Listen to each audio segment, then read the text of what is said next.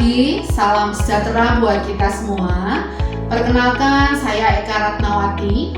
Saya adalah dosen tetap pada program studi Diploma 3 Keperawatan Sekolah Tinggi Ilmu Kesehatan Bethesda Yakum, Kampus Temanggung. Pada saat ini, saya sedang melakukan pengusulan sertifikasi dosen reguler sesi 1 pada tahun 2025. Dan video ini saya buat sebagai pernyataan diri dosen dalam unjuk kerja Tridharma Perguruan Tinggi. Saya mengajar mata kuliah keperawatan maternitas sejak tahun 2006 di program studi ini, yang mana pada kesempatan ini saya akan mendeskripsikan apa itu mata kuliah keperawatan maternitas. Mata kuliah keperawatan maternitas itu ditempatkan pada semester 4 dengan beban kredit sebesar 3 SKS, terdiri dari 2 SKS teori dan 1 SKS praktik. Dengan total tatap muka yang dijadwalkan adalah 21 tatap muka. Mata kuliah ini secara deskripsinya adalah memberikan pengalaman secara nyata kepada mahasiswa dalam mengaplikasikan konsep keperawatan maternitas dengan melakukan asuhan keperawatan pada ibu hamil, intranatal, postnatal, dan ibu dengan masalah kesehatan reproduksi. Tidak terlepas adalah kesehatan reproduksi pada usia subur, sehingga remaja yang sudah mengalami pubertas itu juga menjadi jangkauan dari keperawatan maternitas. Adapun rancangan pembelajaran yang saya susun pada mata kuliah ini adalah menggunakan metode preceptorship, sehingga mahasiswa diharapkan akan mampu menyelesaikan capaian pembelajaran. Teori saya lakukan di kelas secara tatap muka langsung, secara luring, full luring dalam hal ini. Kemudian juga untuk ranah skill atau kompetensi psikomotor itu kami lakukan pembelajarannya di laboratorium dengan skill lab atau praktik laboratorium di mini hospital Stikes Bethesda Yakum. Capaian pembelajaran yang kita inginkan di dalam mata kuliah keperawatan maternitas ini terdiri dari beberapa hal, yaitu dari ranah pengetahuan. Yang kita harapkan adalah mahasiswa mampu menguasai konsep asuhan keperawatan klien dalam rentang sehat sakit pada berbagai usia. Kemudian di capaian pembelajaran keterampilan umum, diharapkan mahasiswa bisa menyelesaikan pekerjaan berlingkup luas dengan menganalisis data, serta metode yang sesuai dan dipilih dari beragam metode yang sudah maupun belum baku dan dengan menganalisis data.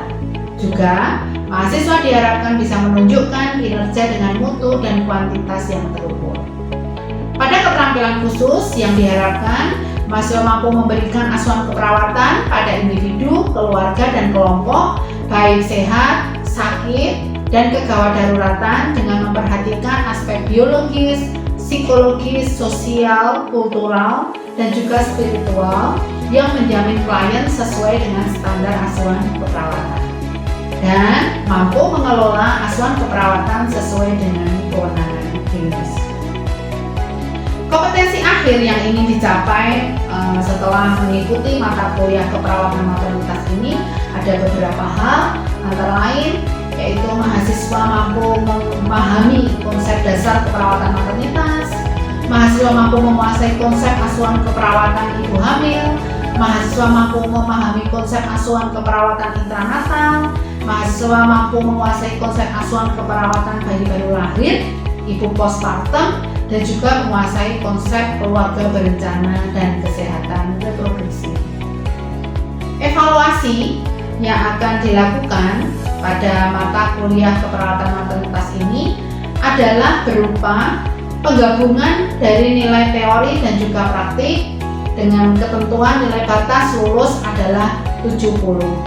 Nilai tersebut terdiri dari nilai teori yang didapatkan dari hasil uji tulis dan juga penugasan dengan porsi 60%, dan juga nilai praktiknya berupa ujian skill atau ujian laboratorium dan juga sikap itu sebesar 40%. Dan juga referensi-referensi yang akan dipergunakan adalah buku-buku keperawatan terbaru yang terbaru atau mutakhir yang ada disediakan secara cetak di perpustakaan Stikes Bethesda Yakum Kampus Temanggung, juga bisa diakses dari perpustakaan terpadu Stikes Bethesda Yakum, dan juga dari jurnal-jurnal penelitian terkini yang bisa diakses secara bebas oleh mahasiswa dan juga oleh dosen. Penugasan yang saya berikan di dalam mata kuliah keperawatan maternitas ini meliputi tugas kelompok maupun tugas individu. Pada tugas kelompok, mahasiswa akan dibagi menjadi 10 kelompok dengan masing-masing harus menyusun laporan pendahuluan yang terdiri dari konsep teori dan asuhan keperawatan untuk topik-topik antara lain ibu hamil fisiologis, intranatal spontan, intranatal dengan SC, postnatal spontan maupun dengan SC, keluarga berencana, mioma uteri, kanker payudara, kanker serviks, dan juga perdarahan uterus abnormal. Topik-topik ini saya pilihkan berdasarkan pengamatan dan observasi kasus-kasus terbesar yang ada di rumah sakit terkait dengan keperawatan maternitas. Dan untuk menunjang kemampuan masing-masing individu mahasiswa, maka kami berikan penugasan berupa tugas individu, yaitu mahasiswa diminta membuat SAP dan juga media pendidikan kesehatan beberapa topik keperawatan maternitas yang ada di rumah sakit, yaitu antara lain ada kehamilan, persalinan, nifas, perawatan bayi baru lahir, keluarga berencana, dan juga gangguan reproduksi. Diharapkan dengan penugasan ini, mahasiswa akan memiliki keterampilan yang baik pada saat melakukan pendidikan kesehatan ketika nanti berada di wahana praktik, yaitu di rumah sakit. Kemudian metode yang saya pilih untuk bisa mencapai capaian pembelajaran yang tadi sudah ditetapkan dalam mata kuliah keperawatan maternitas ini beraneka ragam, bervariasi, dan saya coba buat mahasiswa belajar dalam situasi yang menyenangkan, tidak tertekan, dan juga student centered learning.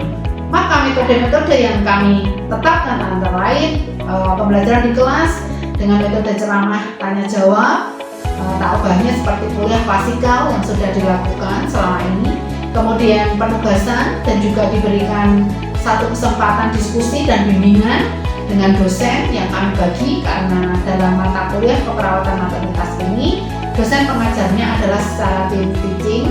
Kemudian ada seminar, mahasiswa diminta untuk melakukan presentasi hasil kerjanya, kemudian akan ditanggapi oleh mahasiswa yang lain. Kemudian juga ada pembelajaran laboratorium atau skill lab yang akan kita laksanakan di mini hospital Stikes Bethesda Yakum. Pembelajaran di skill lab nanti antara lain ada simulasi yang terlebih dahulu dilakukan oleh kami, dosen pembimbing di laboratorium. Kemudian mahasiswa akan memperhatikan, mahasiswa boleh bertanya, boleh mengajukan pendapat, merespon, dan sebagainya. Kemudian setelah itu mahasiswa akan diberikan kesempatan untuk melakukan simulasi berdasarkan dari apa yang mereka pelajari pada saat itu. Dan di kesempatan ini nanti akan kami tampilkan bagaimana satu sesi skill lab pembelajaran laboratorium untuk asuhan keperawatan ibu hamil pada salah satu kompetensi keterampilan, yaitu pemeriksaan Leopard yang nanti akan kita saksikan bersama-sama di mini hospital Stikes Bethesda Yakum. Selamat siang. Siang. Apa kabarnya hari ini para mahasiswa? Baik. Baik ya, baik. Terima kasih. Terima kasih untuk ketepatan waktunya untuk hari ini datang pembelajaran laboratorium sesuai dengan kontrak pembelajaran kita yang kita sepakati bersama di awal semester. Kita akan melakukan pembelajaran laboratorium, ya. Ini untuk meningkatkan keterampilan teman-teman semua, karena teman-teman sudah mendapatkan teori di kelas tentang asuhan keperawatan ibu hamil, ya. Ada pertanyaan dulu terkait dengan materi yang lalu di kelas untuk keperawatan ibu hamil? Belum ya? Oke. Setelah mendapatkan teori tentang keperawatan ibu hamil, hari ini kita akan mempraktekkan bagaimana melakukan pemeriksaan ibu hamil atau pemeriksaan Leopard. Ya, pemeriksaan apa teman-teman? Leopard. Ya. Apa itu pemeriksaan Leopard? Seperti yang sudah kita bicarakan yang lalu, pemeriksaan yang dilakukan pada ibu hamil untuk menilai bagaimana kehamilan yang dialami. Apakah janinnya tumbuh dengan baik, apakah posisinya sudah baik, ataukah mungkin ada permasalahan-permasalahan yang lain yang memungkinkan ibu ini mengalami masalah nanti pada saat melakukan proses persalinan. Gitu ya, itu tentang Leopold. Jelas sampai di sini?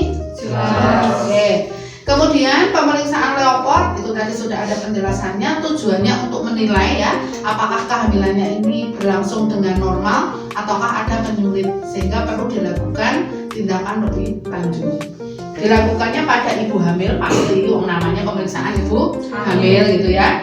Tetapi baru bisa dilakukan perabaan dengan benar, dengan baik maksudnya itu setelah usia kehamilannya ada di trimester 2. Ya, itu akan lebih kelihatan dibandingkan saat ibu hamil ada di trimester 1. Untuk peralatan yang kita pergunakan tidak ada alat khusus, jadi kita hanya menggunakan tangan kita. Ya, nanti kita akan meraba perut ibunya, ada yang akan kita lakukan ya di situ untuk menilai letak, posisi dan sebagainya. Oke, sampai sini ada yang bisa dijelaskan dulu? Oke, nggak ada tanggapan? Oke ya. Jadi nanti alurnya Bu Eka akan mensimulasikan dulu bagaimana pemeriksaan Leopold itu dilakukan. Terus nanti saya akan minta mahasiswa secara bergiliran untuk juga melakukan simulasi, kita akan nilai bersama. Sehingga saya akan bisa memastikan apa yang Anda kerjakan itu sudah sesuai dengan SOP atau belum. SOP-nya ada di modul ya. Ya. Di modul praktek klinis itu sudah ada SOP bagaimana melakukan pemeriksaan Leopold. Oke, kita mulai ya. Jadi alur kita ketemu pasien itu ada beberapa alur. Orientasi, kerja, terminasi. Orientasi kita harus memastikan pasien yang kita periksa itu benar. Nanti kita akan bertanya dulu namanya siapa, alamatnya di mana untuk memastikan pasiennya benar. Ya. Baru setelah itu nanti kita masuk ke fase kerja. Kita mulai ya. Kita persiapkan dulu tempat. Jangan lupa kordennya ditutup ya. Kalau pintu atau jendela yang ditutup. Ini untuk menjaga privasi pasien ya. Menjaga privasi pasien, jadi kita kordennya ditutup. Kemudian kita sudah cuci tangan dulu ya, cuci tangan dengan langkah yang benar ya, sudah benar. Ini kondisinya tangannya sudah bersih. Kemudian kita ke pasien. Kita menyapa pasien. Bisa menjadi pasien ya, nanti menjawab saya ya. Selamat siang Bu. Siang. Boleh sebutkan namanya siapa? Leli Agustin. Bu Leli ya, baik. Alamatnya mana Bu? Mbak Sari Temanggung. Oke, saya cek ya Bu ya, dengan datanya kita akan cek data ordernya. Oh, cocok ya. Baik, pada saat ini perkenalkan ya Bu ya. Saya perawat Eka, jadi Anda memperkenalkan ya siapa Anda. Saya bertugas untuk melakukan pemeriksaan kehamilan pada ibu saat ini. Tujuannya adalah untuk menilai kehamilan ibu apakah normal ataukah mungkin ada sesuatu yang harus ditindaklanjuti. Ya. Adapun nanti prosedurnya pangapunten, mohon maaf, baju ibu akan saya buka pada daerah perut ya Bu ya. Kemudian nanti saya akan melakukan pemeriksaan kehamilannya dengan saya memegang perut ibu. Kemudian nanti ada sedikit menekan pada perut ibu. Gimana? Ibu bersedia? Bersedia. Ya baik, kita bisa mulai lakukan ya Bu ya. Oke, pastikan tadi privasi sudah dijaga dengan baik. Kemudian kita ke pasien membuka bajunya. Permisi ya Bu ya, saya akan buka bajunya untuk membebaskan area perut. Nah ini harusnya perutnya begini ya. Ini kemudian kalau ibunya menggunakan celana, celananya diturunkan sedikit. Ya, turunkan sedikit. Jadi kondisinya perutnya sudah terbebas seperti ini. Terus setelah itu kita akan melakukan yang Leopold kan ada 4 nih. Leopold 1, Leopold 2, Leopold 3, Leopold 4. Nanti kita akan simulasikan secara berurutan. Kita mulai ya Bu ya. Jangan lupa yang pertama tangannya dihangatkan. Kenapa dihangatkan? Karena kalau dingin nanti kaget. Megang perut ibunya bisa kaget gitu ya. Jadi kita hangatkan. Terus diposisikan pasiennya. Ibu minta tolong kakinya sedikit ditekuk. Ibu tidak ingin kencing ya, misalnya ibunya sudah kencing dulu. Tapi kalau mau diperiksa ibunya ingin kencing, dipersilahkan kencing dulu. Karena kalau nggak kencing, dia akan bisa mengganggu pemeriksaan Leopold. Jadi dipastikan kandung kencingnya dalam kondisi kosong. Oke, kita mulai ya. Permisi ya Bu ya. Yang di sini nanti bisa menyesuaikan ya untuk melihat dengan baik ya. Kita mulai dari Leopold 1. Permisi Ibu. Ya, kita akan mengumpulkan rahim ibunya. Jadi ditengahkan. Oke, ditengahkan seperti ini. Ketemu ya rahimnya itu kita akan ukur. Ukurnya gimana? Ini kan ada umbilikus. Umbilikus itu pusar ibu ya. Terus yang di sini kan ada ini ulu hati ya. Nah, kita ukur dari umbilikus ini, dari pusar ini dia sampai ke ulu hati itu berapa ukurannya. Nah, ini misalnya ini terabanya adalah di tengah-tengah antara ulu hati dan di pusar ibu ya. Oh ya, ini teraba di pertengahan antara prosesus xiphoideus dengan umbilikus. Terus setelah itu akan diraba di sini ya. Jadi yang ini tadi kita ukur itu adalah mengukur tinggi fundus rahim atau tinggi puncak rahim. Setelah itu kita raba apa yang ada di fundus. Kalau dia teraba besar, lunak, itu artinya bokong. Tapi kalau bulat dan keras itu kepala. Oh, ini dia teraba besar, lunak, ini adalah bokong. Itu Leopold 1 ya. Jadi menilai tinggi fundus dan menilai bagian apa, bagian janin apa yang teraba di atas. Yang normal di sini bokong, kepala dan di bawah.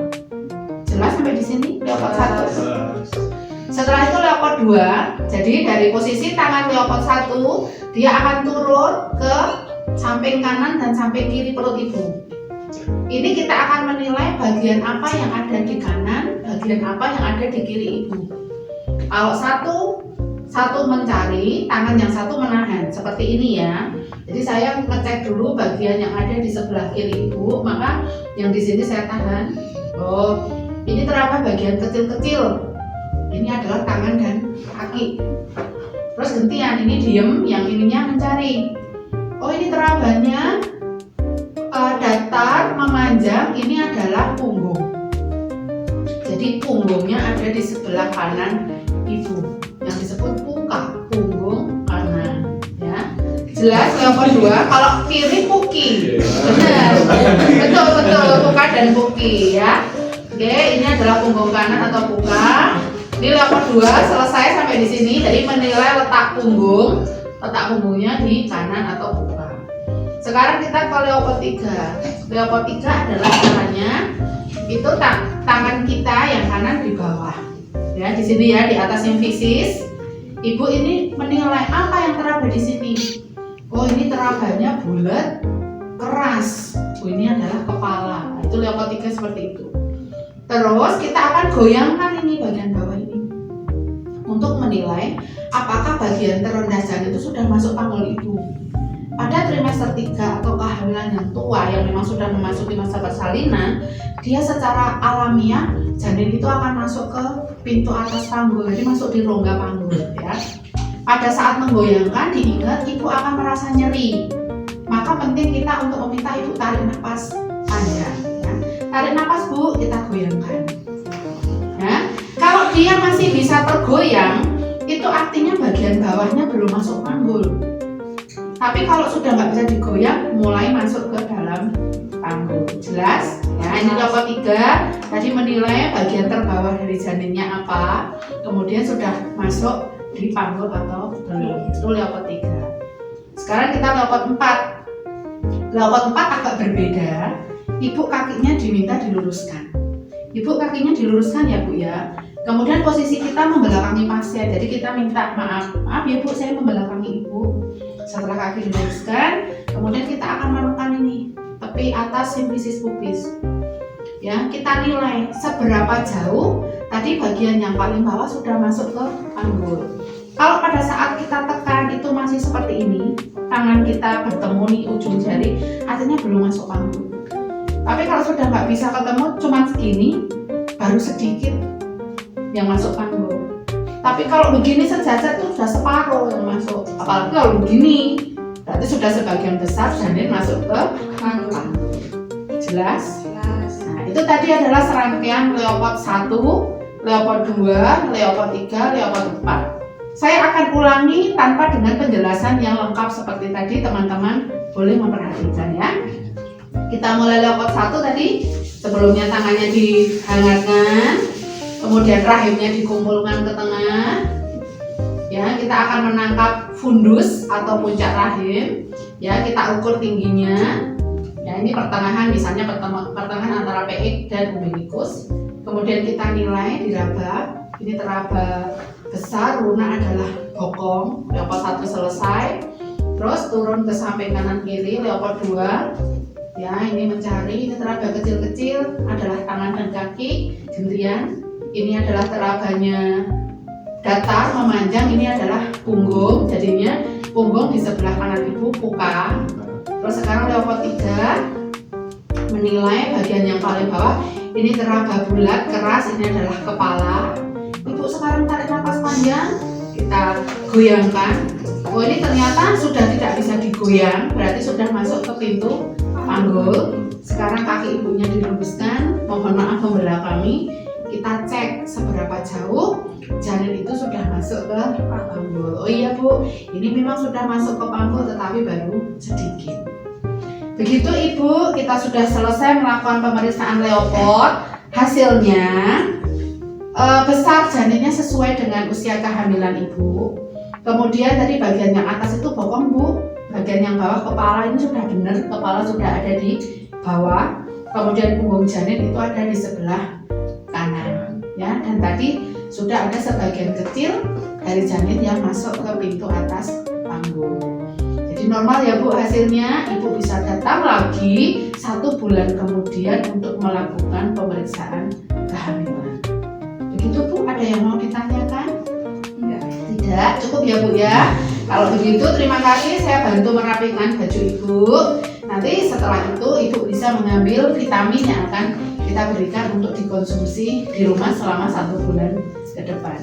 Begitu Bu, terima kasih, senang bisa membantu Ibu. Selamat siang.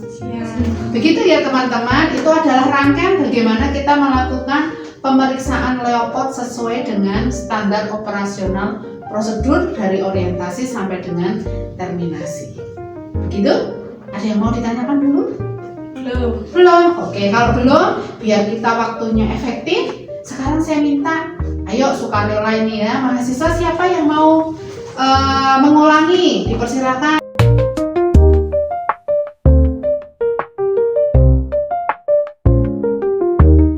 Bro, perkenalan dulu, tanya nama pasiennya siapa? Perkenalkan saya Feli Samira. Ya, saat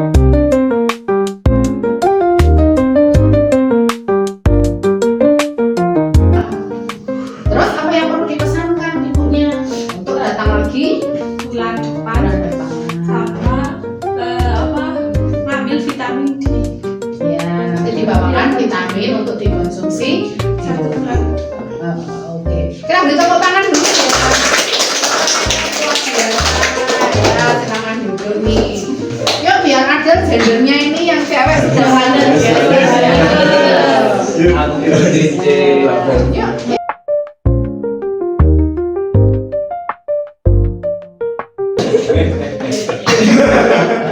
Ya, yuk. Selamat pagi Bu. Saya perawat BH.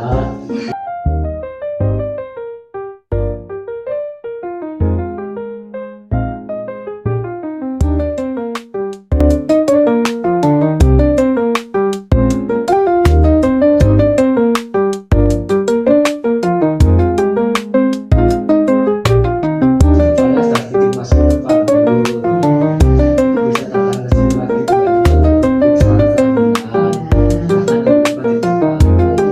Terima kasih. Oke ya, saya kira sudah sangat bagus teman-teman tadi. Tetapi karena memang baru pengalaman pertama, mestilah merasa grogi ya rasanya ya Pak ya. Grogi juga ya Mas ya. Oke ya. Tetapi nanti teman-teman bisa berlatih sendiri ya, berlatih sendiri di kos boleh, di asrama boleh, gitu ya. Nanti pakai apa? Pakai bantal misalnya ya. Itu diimajinasikan itu perut ibunya. Jadi biar teknik-tekniknya tadi terutama bisa dikuasai dengan baik. Begitu? Oke, ada yang mau ditanyakan atau didiskusikan? Boleh, silakan. Belum? Ya, tidak? Belum atau tidak? Oh ya, cukup ya. Baik, kalau cukup, teman-teman bisa pindah ke ruangan sebelah untuk belajar di pemeriksaan yang selanjutnya ya. Pemeriksaan atau keterampilan selanjutnya maksud saya itu adalah pendidikan kesehatan tentang nutrisi ibu hamil dengan pembimbing yang lainnya. Ya begitu, dan jangan lupa ikuti jadwal pembelajaran mandiri di laboratorium. Tentukan waktunya dengan laporan untuk kontrak waktu dan alatnya. Nanti teman-teman bisa belajar sendiri. Dan kompetensi ini nanti akan kita ujikan pada saat ujian laboratorium sesuai dengan jadwal. Begitu ya? Semangat ya semuanya ya. Oke,